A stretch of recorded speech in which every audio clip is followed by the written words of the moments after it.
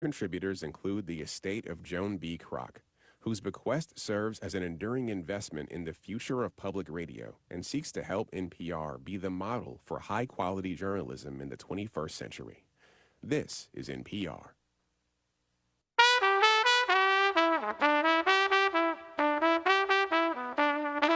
This is Charlotte Talks. I'm Mike Collins. On the local news roundup, movement is underway in Raleigh on Charlotte's transit plan. Legislation is introduced to allow for a referendum on a 1-cent sales tax. Micro transit kicks off in North Mecklenburg, and micro moves in the ongoing Riggs-Griffin race for the state Supreme Court. Facing what is described as a significant budget shortfall, Mecklenburg County residents are encouraged to help shape the budget. Hurricane relief money is approved by the General Assembly. CMS issues an apology. Madison Cawthorn is in trouble again, and legendary singer Roberta Flack dies.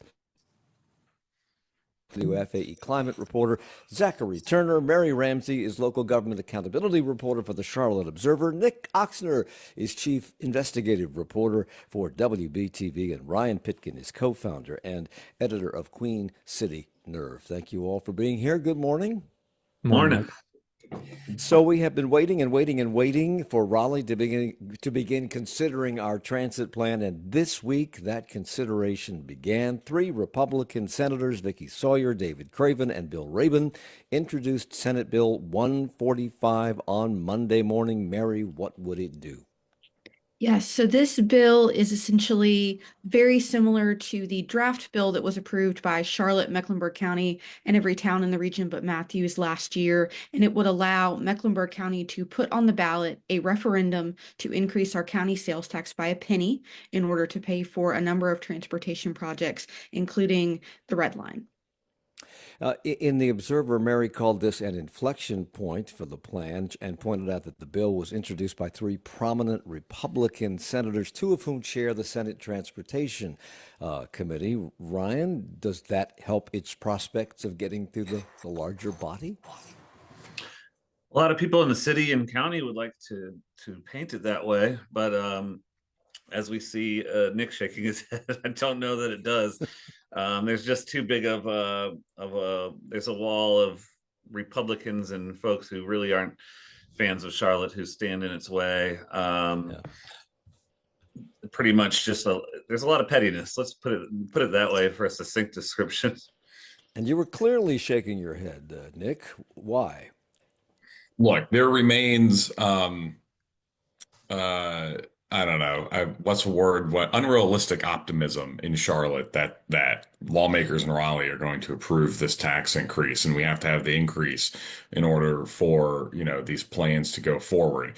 Don't let the fact that a bill was introduced fool you into thinking it's going to go anywhere, because writ large, Republican lawmakers, well, really everyone in Raleigh, still thumbs their noses at Mecklenburg County. Whenever I'm in Raleigh meeting with sources, I still get asked, how's the great state of Mecklenburg, right?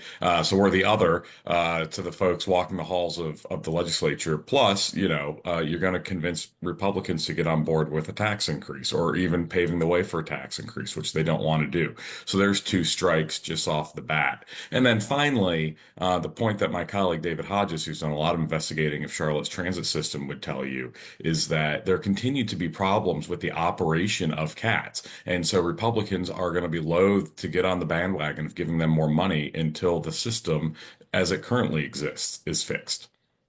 So a lot of people in and out of the legislature have said this is going to be very tricky. In fact, one of the bill's sponsors, Vicky Sawyer, I think we talked about this last week, she represents Iredell in North Mecklenburg County, has commented that the bill is, quote, a long way from being palatable to have enough votes to even get to the floor, which underlines everything you just said, Nick. House Speaker Destin Hall and Senate Leader Phil Berger were in town this week to speak to the Charlotte Regional Business Alliance, and Hall emphasized there is a path forward for the bill, though he added it will not be easy, and Berger acknowledged that there had been improvements in our new plan, at least from the original one.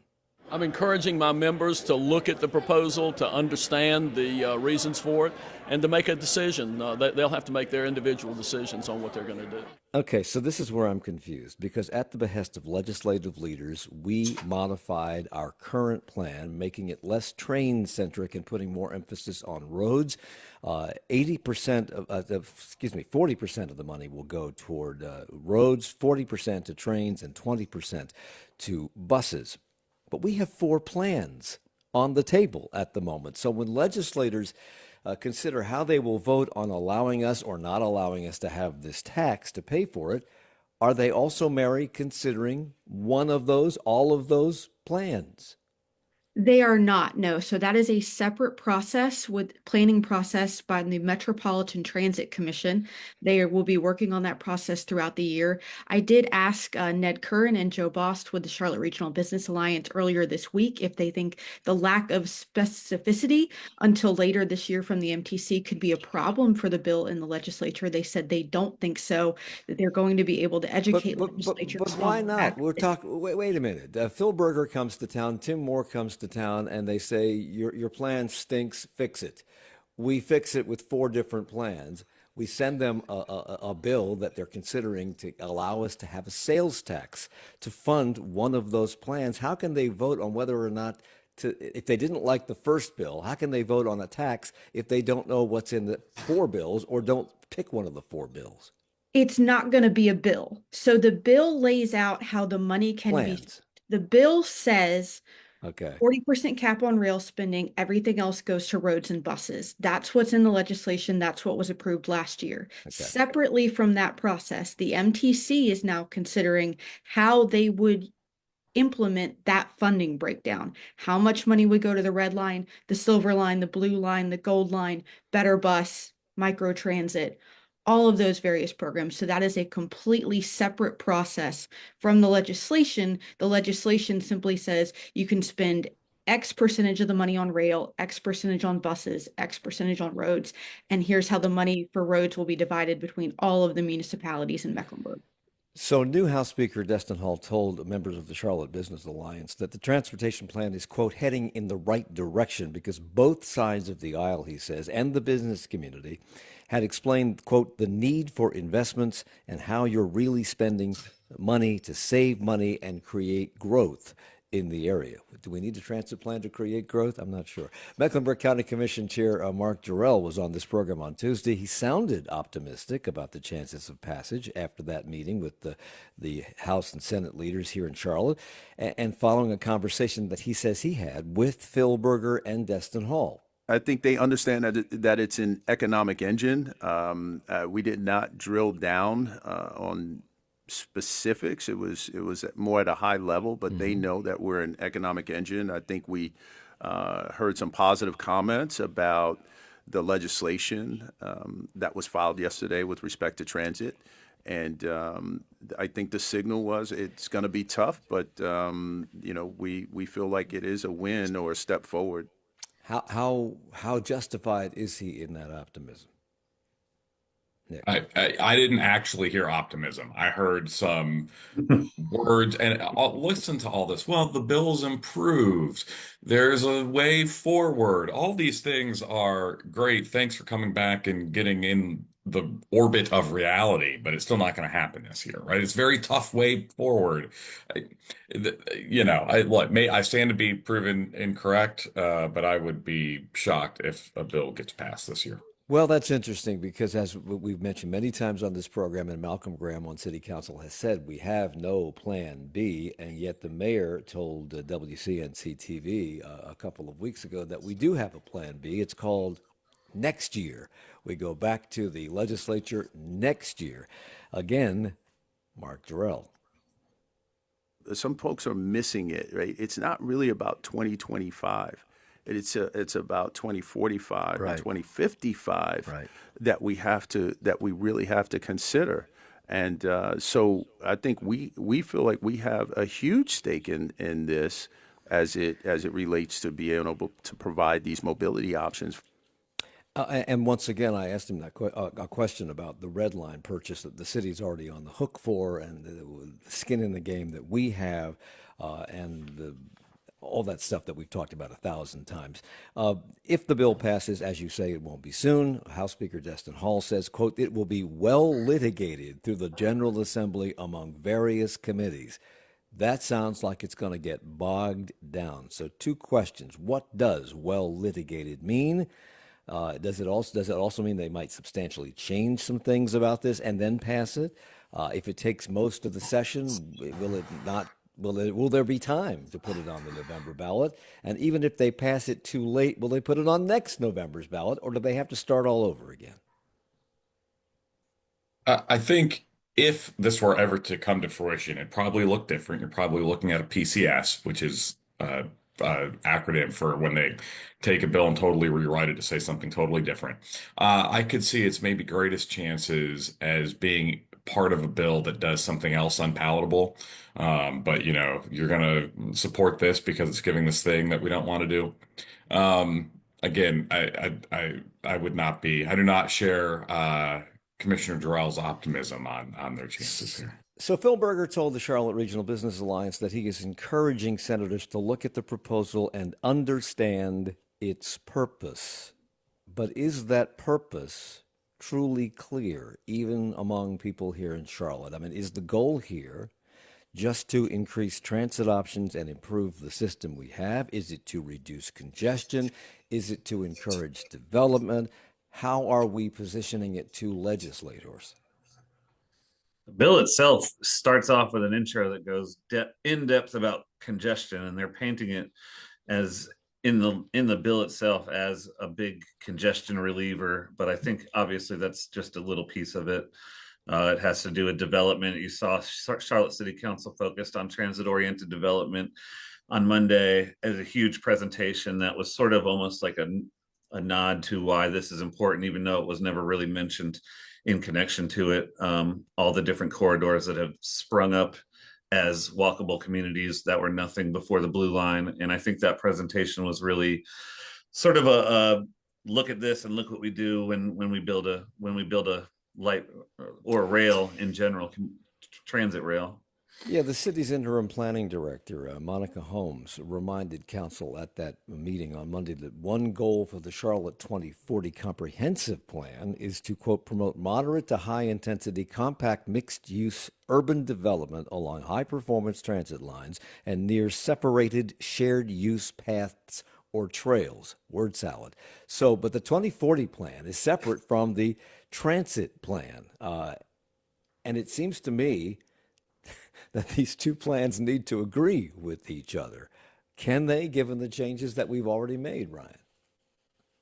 Oh, I mean, I think that's almost like everything has to work together, right? So anytime that you're making development plans, you want, there are certain areas that people want to get developed more. The people in Derrida are very invested in this red line because they're sort of just left out there in North Charlotte and people don't have the same access to them, and they want an upgrade to their, red brick downtown that I love. But, it's just something along those lines where one thing has to go hand in hand with the other. Once they're both approved, everything affects the next thing.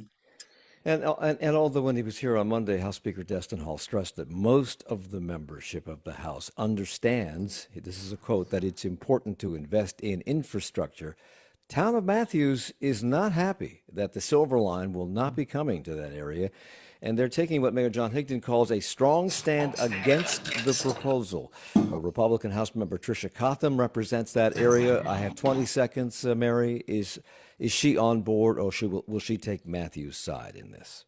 She appears to be on board. Senator Vicky Sawyer said at a legislative briefing earlier this year that she, along with Democratic State Rep Becky Carney, will be taking point on the bill in the House. Okay. Something did happen. Something brand new happened this week with regard to transit, and we'll talk about that when we come back and get an update on the never-ending Riggs-Griffin race. Stay with us at Charlotte Talks.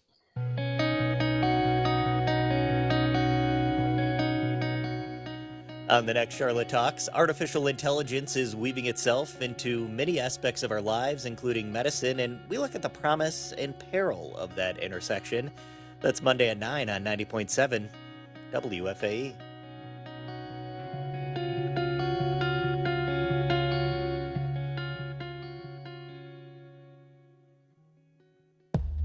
I'm Scott Tong. Government services, they need to improve, says Jennifer Palka. She was a top technology officer under Obama, but she says Elon Musk's approach is not really thinking things through. They're clearly operating on a thesis that you've got to tear down first. Do they have the appetite to rebuild? I cannot say. Next time, Here and Now. Join us for Here and Now today at noon on WFAE. Support for WFAE comes from the Humane Society of Charlotte, hosting Pet Palooza, its annual pet-friendly fundraising walk and community festival to support animals in need. Saturday, April 12th at Truist Field. More information at petpaloozacharlotte.org. Support also comes from Mazda of South Charlotte, committed to drivers that share Mazda's passion that cars make driving matter. More at mazdaofsouthcharlotte.com. Support also comes from listeners like you. It's Charlotte Talks on listener-funded 90.7 WFAE and WFHE. I'm Mike Collins. It's the local news roundup. Zach Turner's with us. He's our climate reporter at WFAE News. Nick Ochsner's the chief investigative reporter at WBTV. Mary Ramsey is local government accountability reporter for the Charlotte Observer. And Ryan Pitkin is co-founder and editor of Queen City Nerve. So, with or without the transit plan, something new began this week. CATS debuted micro-transit in northern Mecklenburg County. It's been described as being similar to Uber or Lyft. So, Mary, what is it and how does it work? Yes, so it is indeed, as someone who gave it a test run this week, very similar to Uber and Lyft.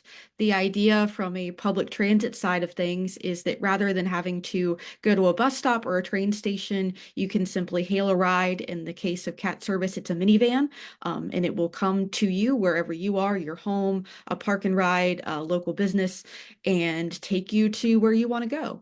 Zach, it's not wherever you are. It's only in a certain part of the county. Is that what is the operational jurisdiction of That this is true. It kind of operates within this amorphous zone that follows I-77. It goes from up in Davidson down to North Lake Mall, a little bit past Huntersville. And it stretches into the downtowns of Huntersville and Cornelius along the way. But it doesn't go all the way out into the suburbs. But it stretches between some of these main focal points of transit. Yeah, and it's a pilot program for now. CATS has said they have 19 other zones throughout the county pinpointed that they would eventually like to expand into if this pilot program goes well and if they can get some additional funding from that transit bill that we can't. So Bruce Jones is service planning manager at CATS. So if it's picking them up directly from their neighborhood and then taking them directly to their doctor's office, to grocery stores, it provides them that direct connection. So you've already written this, Mary, as I understand it. You took advantage of this to check it out. When you use the app, and I think that's how you summon them, yes, do they then take you to precisely where you want to go, or do they take you to the nearest bus stop so that you can connect to where you want to go? They take you exactly where you want to go. So I don't live in the zone. So to test it out, I parked at the park and ride in Huntersville, took it to downtown Davidson and back. And I picked a bookstore because I like bookstores, and got dropped off right in front. And when it was time to go back, I got picked up right in front. Brett Baldeck is the communications manager for CATS. He says among those showing interest in this newly launched service are Davidson students, but there are also limitations when you go shopping to use this on how much you can bring with you. It's really been a sea of different types of people, all for different things. They want to maybe go shopping or maybe go to healthcare or maybe go to a community rec center. And that's kind of what the goal was when we first launched microtransit. So Uber and Lyft kind of put a big dent in the taxi cab business. This is likely to put some dents in the Uber and Lyft business. What is the cost of this service? It is $2.20 one way for an adult, a little bit cheaper for kids. Wow. I would say too, looking at Gastonia's service, that Uber's actually a part of that. They have this part of their application called Uber Transit, and that's what Gastonia uses in order to navigate and go to, get from point to point. Right. This is actually an interesting sort of competition that's starting. Well, not even competition yet, but there are private services in NODA, Plaza Midwood. I believe it's Jump Transit in NODA, Jaunt in Plaza Midwood. You're going to start seeing these pop up all over the place, probably before CATS even rolls out, or whatever CATS becomes rolls out with their new zones. And so it'll be interesting to see just how popular this becomes, or if there's a bubble or a trend, or how it works. But it's looking pretty popular in NODA. And this is a trial or a pilot program to see how it works and whether people will use it, and I suppose whether or not it is cost effective, because at $220 a trip, will it be cost effective if it's not constantly being used by multiple passengers? Because this is, as I understand it, a ride share. You could be in that car with other people going other places, correct? Yeah, Right. so the idea is that if two people order along a similar route at about the same time, you might end up sharing a car with someone else. Doesn't necessarily mean that's going to happen for every ride, but that is an option. But the cost effectiveness is definitely one of the criticisms that you hear from transit advocates that are not necessarily completely on board with microtransit, that it's a good idea in theory, but that it's more of a bridge to help people who don't live in neighborhoods that have bus or rail readily available to still have some access to public transit, but that it's not necessarily an effective wide strategy because, like you said, it's not necessarily the most cost-effective form of transit, since it's not moving as many people in one direction as a bus or a train. And they do caution that if you're bringing a child who requires a car seat, you have to bring the car seat with you, Zach. There are a couple of restrictions like that. You have to bring your car seat. You can't be bringing a lot of like luggage or groceries with you. That's going to take up an additional seat because after all, you're supposed to be sharing that space with another person if they hop on, as it's a public ride share. Speaking of the cost effectiveness on it, that was something when I was speaking to Gastonia's transportation director, Randy Gates. She said that was never really something that they were shooting for with their program in Gastonia. They knew it was going to be a comparable price on the offset to, what they were paying for buses at the bus service. And it became even less so as they were expanding the program since it was so rapidly adopted. But they said to them the trade-off was worth it because their ridership was way up.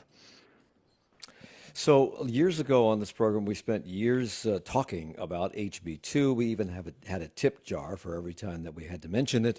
We put money in the tip jar. Now we've shifted that the label. Cars are coming flooding back, Mike. That's right. The tip jar label's been changed to Riggs Griffin, the Riggs Griffin race.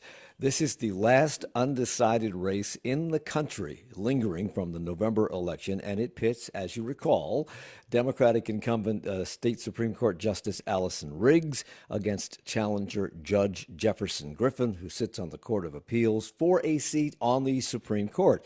After multiple bipartisan recounts, Riggs remains ahead by 734 votes, which is more than the margin of victory that resulted in Chief Justice Paul Newby's defeating of his opponent. Griffin wants 65,000 votes tossed, and he and fellow Republicans were perfectly fine with those votes until, of course, they lost. It's being shuttled like a badminton birdie between federal and state courts. It's now in the State Court of Appeals. Initial briefs have been heard. Final briefs will be heard on March the 3rd. Then there will be a hearing because it is in the State Court of Appeals. Some say it favors Griffin. Why, Nick? Well, because Republicans hold a handy majority on just the overall makeup of the Court of Appeals. Of course, this will be a 3-judge panel picked by the chief judge, Republican Chris Dillon, that'll hear this case, even though Justice Riggs has asked that the full Court of Appeals hear it in a procedure known as the court sitting en banc. That's probably not going to happen. And then, Republicans also hold a majority on the state Supreme Court, which is why this race is, why Democrats view this race as so pivotal, because they view it as the way to take back the majority on the court. That being said, we've actually seen doubt cast on the theory behind Judge Griffin's legal challenge cast by Republicans. ProPublica had a good story a month or 6 weeks ago about the internal skepticism of this strategy and legal theory from Republicans. I believe it was Judge Dillon, the chief judge on the Court of Appeals himself, who wrote a previous opinion on this case that also cast stinging doubt on this. So I would not be among those people who think that it's a lock for Judge Griffin. And there's a lot of stuff going on. It's inevitably going to go to the state Supreme Court no matter what the Fourth Circuit decides. And Justice Allison Riggs sits on the state Supreme Court. She has said that she will recuse herself from this. I'm curious about why she's on the court, because her term expired. She ran for re-election. She won. That win is in dispute, but she's still sitting on the court. I'm also curious about that. Okay. So there's that. She says she will recuse herself if it goes to the full court. He sits on the state court of appeals, and he said he will recuse himself from hearing that. But she, as you said, wants, I think, an en banc hearing without two of the other Republicans. She wants two GOP judges removed from considering the case. Ryan, why? Well, the one that's getting the most attention is Tom Murray, who's a judge who donated $5,000 to Griffin's legal defense fund last year. That seems the most obvious call out. There's another judge, Valerie Zachary, who I know NC Democratic Chair Anderson Clayton has called out to recuse herself. There's not such strong calls for that because it's not as big of a conflict of interest. They hosted a party together in some way that Zachary had to repay Jefferson Griffin's campaign for. It wasn't a contribution, it wasn't a donation. So it'll be interesting to see what the Tom Murray thing is, but I don't think anything's coming on the Judge Zachary front. So if Riggs is successful in getting two other Republican judges removed, what would that do to the political balance of the appeals court? Well, it's unlikely, as Nick pointed out, that they're going to rule as a full body. So it's just going to affect who is selected on a 3-judge panel. I don't put anything past anybody, but there's not a great chance Tom Murray will be selected anyway because of the questions that have been raised.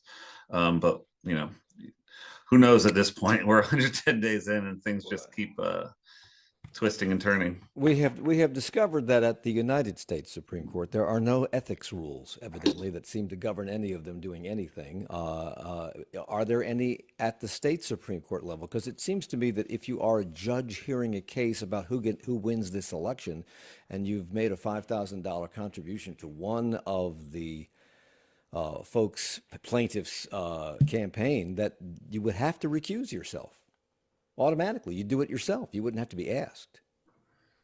The legal profession continues to be a self-regulating profession when it chooses to self-regulate, and that I think, I think that's what we have here. We should also say this is what happens when you make races partisan, which we did about a decade ago in North Carolina, right? And so just naturally, when you're forcing these nonpartisan beings, and way back before I had enough sense to know I don't want to do this, I ran statewide judicial campaigns for people running for Supreme Court and Court of Appeals. Were not political beings at the time. They did not like it, but you have to be forced to be if you want to get elected and be a judge. And so, we should not ascribe super sinister motives to all of them all of the time for operating within the system that they're forced to be able to do their jobs.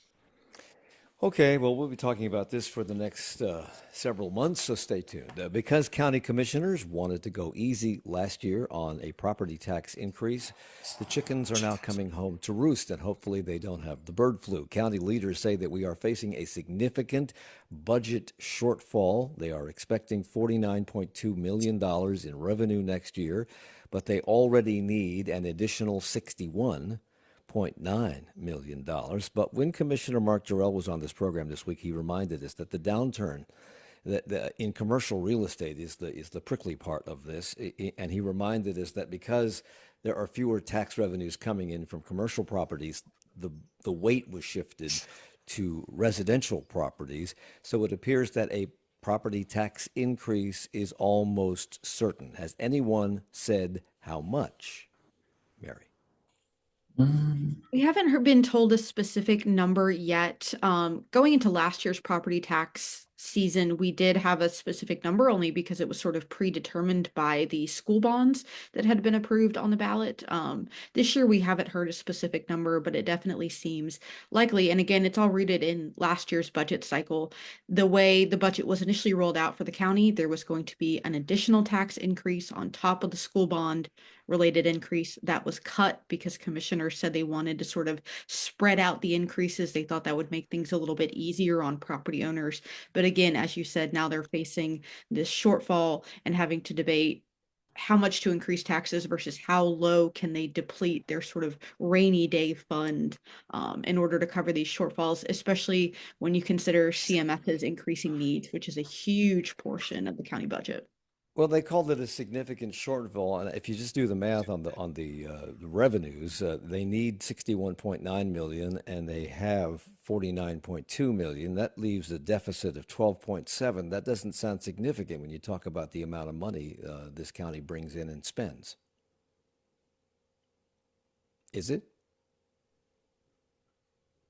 Oh, I'm sorry. It is when we're talking about tax dollars, right? I mean, yes, you're right. As a percentage, it's not huge, but it's got to come from somewhere. And guess where government spending comes from? Your wallet and my wallet. So Mark Jarrell, when he was on the program, said that the county will have to tighten its belt. So I asked him what that would mean for residents. How will they feel it? What services might they miss? Critical services are always going to be met. That's going to be our number one goal. We're going to make sure critical services, service delivery for our residents are met. But those other initiatives that we've had, we'll have to take a look at those and probably not fund those, be able to fund those at the levels that they've been funded over the last 5 fiscal years. He called those the county's passion projects, among them economic development projects. If you need more money, should you be cutting economic development projects? It's quite the chicken and egg question now, isn't it? Right, because as you mentioned earlier, Mike, in our transit conversation, that you don't need transit necessarily to spark growth in Charlotte-Mecklenburg. It's going to happen regardless, and it's coming every day. So you need to be able to fund services and things that are going to cater to that growth, because it's not gonna stop one way or another. So Mecklenburg County is conducting an online survey. They are encouraging residents to participate in this survey and to express their priorities and opinions on what the budget should fund. Your opportunity, Mary, to do that, I believe, ends today. So how do people access this survey? Yes, so my understanding is that people can access it through the county website.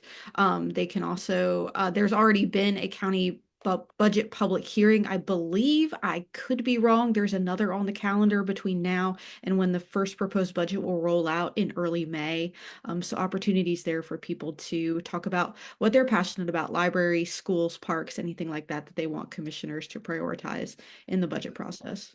The city has said they are not planning to raise property taxes, but if the county does so, it may come at a time when voters are going to the polls and being asked to decide whether they want to put 1% sales tax on everything they buy to support the transit plan. Could the prospect of a county tax property increase, could that impede the yes votes? I have 10 seconds.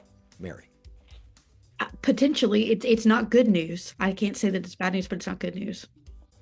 So when we come back, we'll talk about a CMS apology that was released this week, funding for Hurricane Helene recovery, and more. It's Charlotte Talks on WFAE. Coming up on 1A, the Department of Government Efficiency posted a list of alleged government misspending on federal contracts. Reporters and analysts found multiple inaccuracies in that posting. We discuss. House Republicans are canceling their town halls after a wave of anger was unleashed at the events following the first month of Donald Trump's presidency. And actor Gene Hackman was found dead in his home this week at the age of 95. Those stories and more in 20 minutes on WFAE.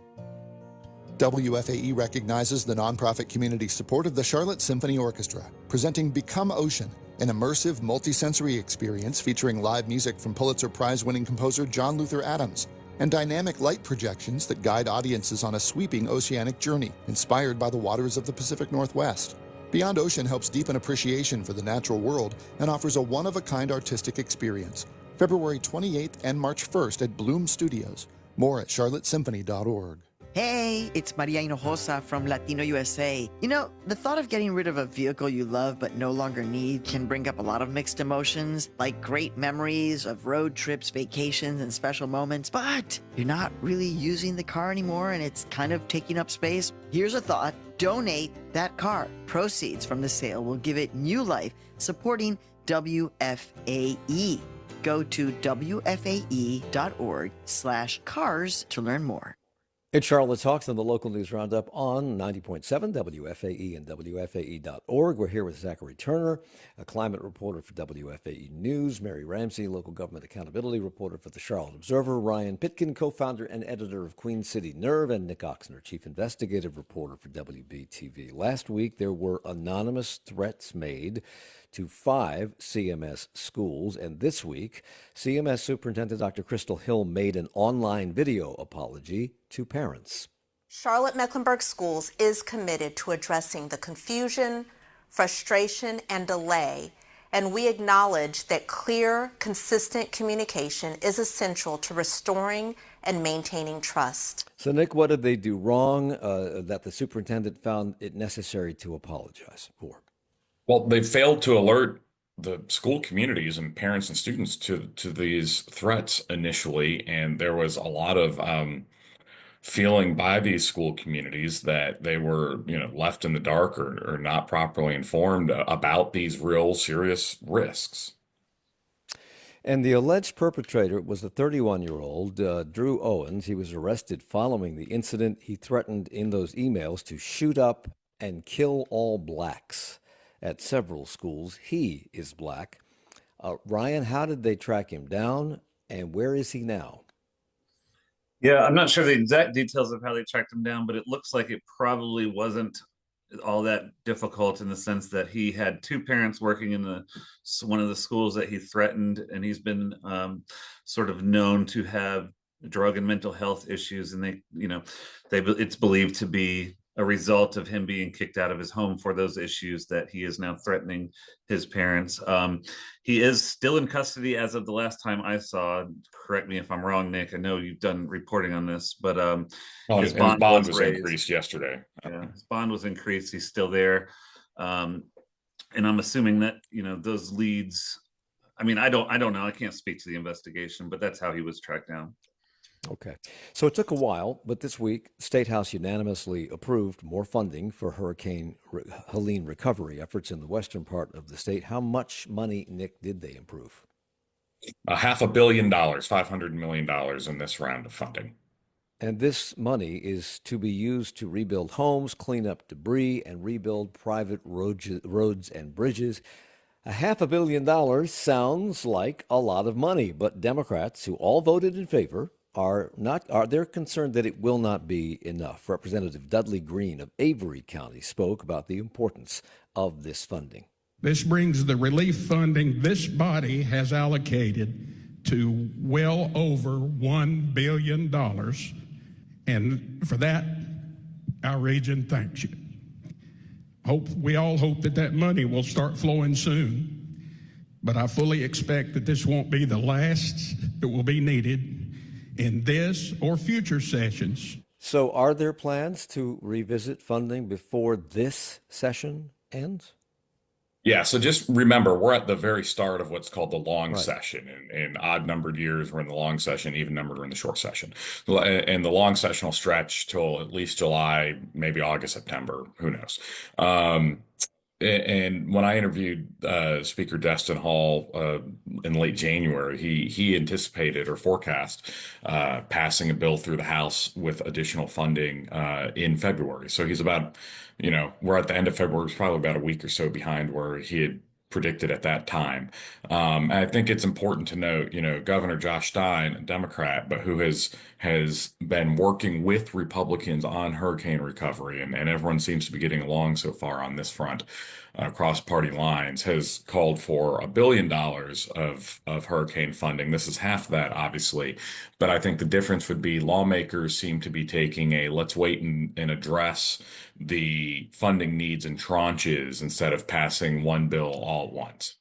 Yeah, Josh Stein had asked for a bill that would include $150 million for grants to businesses that experienced losses in the storm, $100 million to local governments to replace lost revenue, $34 million for affected schools to let them offer a summer learning program to make up for lost days that were lost because of the storm, and $10 million for housing services aimed at people experiencing homelessness because of Hurricane Helene. Will any of these items were they addressed in this bill? Will they be addressed in later bills? Again, all these priorities are priorities that everyone agrees needs to be looked at. In fact, I think the biggest agreement, other than private roads and bridges and the need to fund that because the federal government won't, is actually the need for small business grants, because that's another gap in what the federal government won't do. And so I think the Republican lawmakers would tell you that's actually the reason to go slow in appropriating, because, again, Speaker Hall told me they want to look and see where the federal dollars aren't flowing that are needed and come in with state dollars to make up those gaps. And this still has to go to the Senate. Do we have any idea what they are thinking? No, but I would be shocked if this doesn't get passed more or less the same. Attention DMV sufferers. Wayne Goodwin has announced he is stepping down as head of the North Carolina Division of Motor Vehicles. He has been a frequent target of Republican criticism for how the DMV is managed. But why did he choose this moment to announce his intention to leave that job, Nick? Mostly because the Stein administration advertised that it was taking applications for his replacement. His announcement that he would step down came after he said he intended to try to keep his job. It's worth noting, Mike, that Wayne Goodwin took over an agency that was already well under scrutiny and siege for its myriad problems and delays. He has done a lot to try to address those, and he's been markedly more transparent and accessible than his predecessor. It's a low bar, but those problems and delays persist, and it really makes you wonder, do we need to just start over? We can't do that, but start over at the North Carolina DMV. You just call Elon. He'll start it over for you. You just call Elon. A couple of weeks ago, we had the Central Intercollegiate Athletic Association's Commissioner Jackie McWilliams Parker on the program. She was coy then about whether or not Charlotte had a shot to bring back the CIAA tournament, which moved after years here to Baltimore a couple of years ago. The city has decided to put in a bid to have them return. And Mary, you report that there may be a roadmap to successfully luring them back. What do they want? Yes, so the Observer obtained through a public records request the league's request for proposals, which is basically just the document they send out to all the potential host cities that says, here's what you have to do, and here are some ideas for how to sweeten your bid. One of the big points of emphasis in the request is hotel space. That was a big point of contention in Charlotte back when the tournament left in 2020. The RFP lays out very specifically how much the league wants teams to be charged that are coming to play in the tournament for their rooms, the kind of deals they want arranged for fans coming to town for the tournament. It's also a point of emphasis in a presentation from the Charlotte Regional Visitors Authority, which is involved in the bid that they sent to some city council members. They emphasized the need to get a hotel package in order, as well as event space at the Spectrum Center, Bojangles Coliseum, and the Convention Center. They also floated the idea of raising about $1.5 million for a scholarship fund to help sweeten the bid. Do we know how Charlotte's bid matches up to those requirements? We have not seen the bid yet. So far, their city leaders are being pretty coy. They don't want to tip their hand, was the exact quote from Malcolm Graham on what they're bidding. But that presentation from the CRVA mentioned getting those hotels and venues in order, a scholarship fund, and the potential of looking into other enhancements like putting together a career fair, concerts, and other events related. When they left, one of the reasons they left is they felt they were being not treated well by restaurants and by hotels. They were being overcharged, etc. And it also seemed that the city was okay that they were leaving because there had been some disturbances in the streets, not really directly connected to the tournament, but you could make a loose connection to it. So why do we want them back?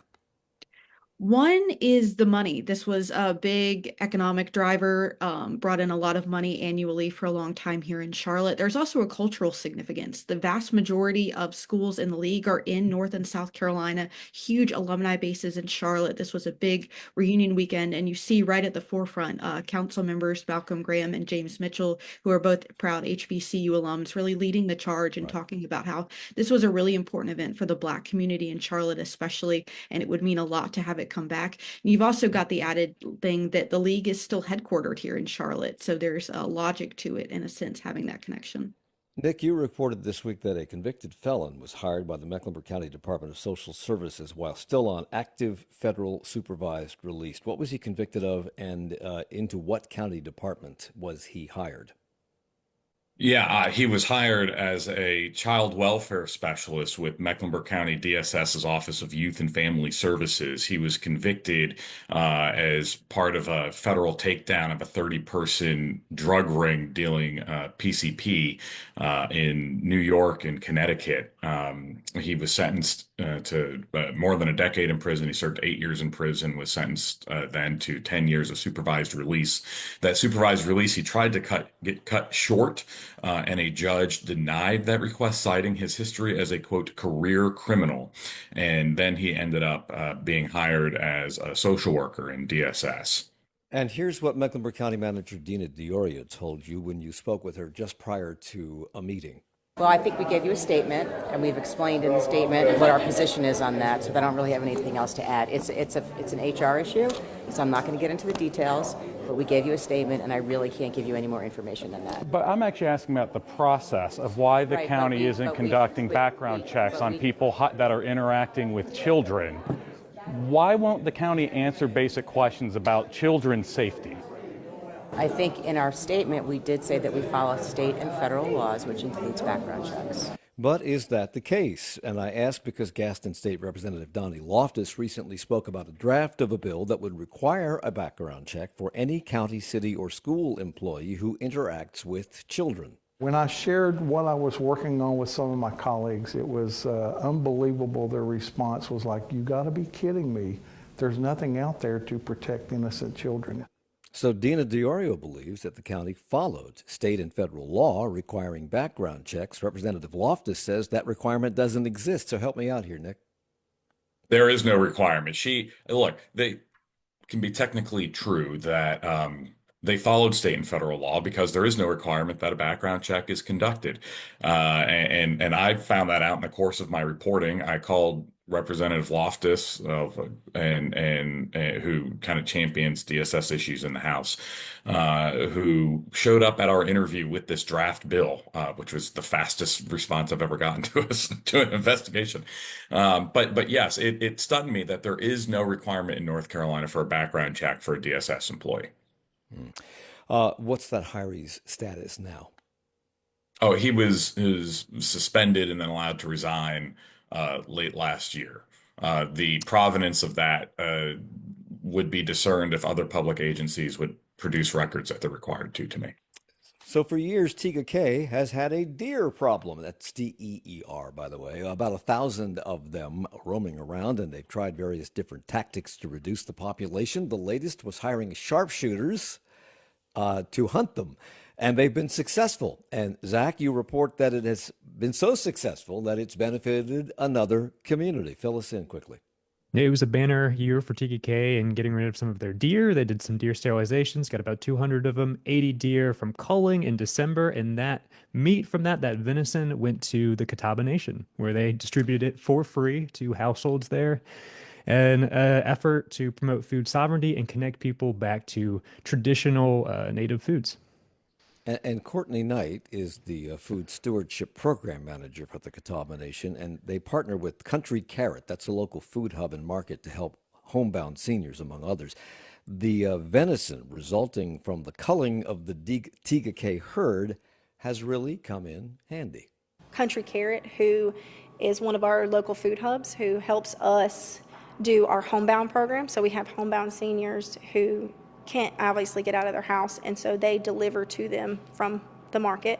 But they were actually on the verge of closing their doors down before we came along with this program, and now they have actually moved into a bigger building.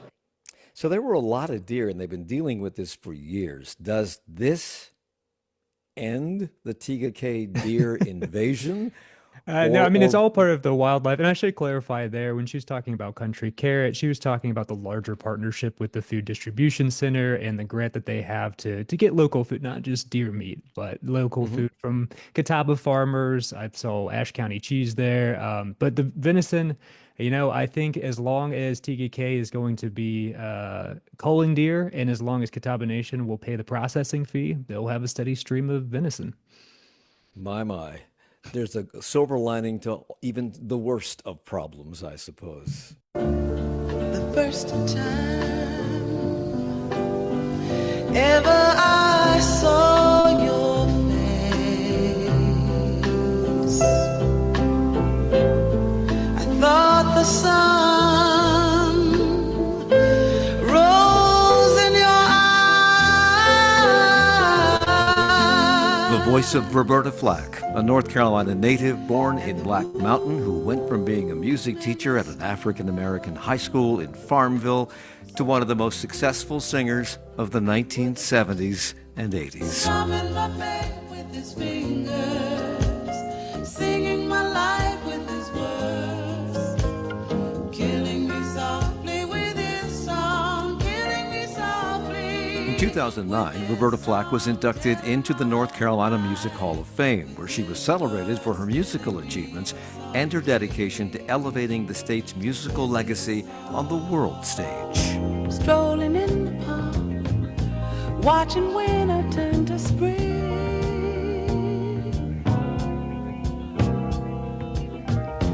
Walking in the dark, seeing lovers do their thing. In 1999, she was honored with a star on the Hollywood Walk of Fame, and in 2020 received a Lifetime Achievement Award at the 63rd Annual Grammy Awards. Roberta Flack died Monday at the age of 88. That's the time I feel like making dreams come true. And that's all the time we have. I want to thank Zachary Turner, climate reporter for WFAE News, Mary Ramsey, local government accountability reporter for the Charlotte Observer, Nick Ochsner with WBTV, and Ryan Pitkin with Queen City Nerve. Thank you all for the hour. Thanks. Charlotte Talks is a production of 90.7 WFAE. Support for Charlotte Talks comes from Mazda of South Charlotte. Our executive producer is Gabe Altieri. The senior producer is Sarah D'Elia. Our producer is Chris Jones. We have additional production help from Jesse Steinmetz. For more information on Charlotte Talks, to listen to past episodes, or to subscribe to the Charlotte Talks podcast, visit wfae.org/Charlotte Talks. Additional support for WFAE programming comes from the Corporation for Public Broadcasting, a private corporation funded by the American people.